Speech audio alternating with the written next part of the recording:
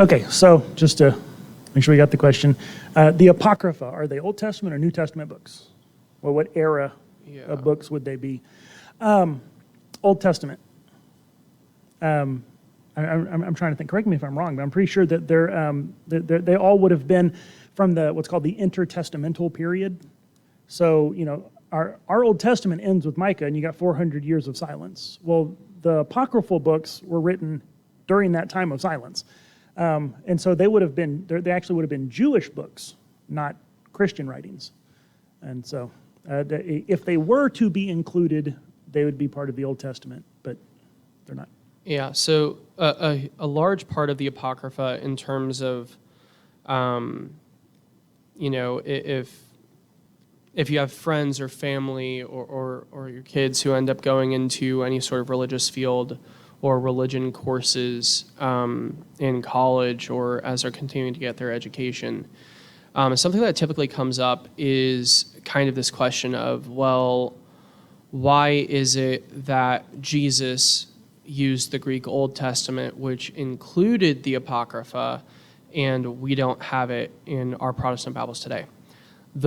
Basically, the short answer of that is that Jesus and the apostles and all of the New Testament writers would have been something called a diaspora. It's a community of Jewish individuals and believers who are outside of the primary homeland, or they are under the authority of non-Jewish individuals. And so as Greek culture spread and influenced the Jewish communities, they abandoned primarily reading their Bibles in Hebrew and things like that, and they started transitioning to using Greek more. Well, by the time that had happened, the apocryphal texts had been written, and so because of that, it was part of the cultural heritage that the New Testament writers and Jesus would have been brought up in. And so that's just something that kind of helps provide context for what the Apocrypha actually is and kind of how it sits in the collection of the history of Scripture. But yeah, I know, just because a lot of times, people say Apocrypha, it just kind of catches the general books that were left out.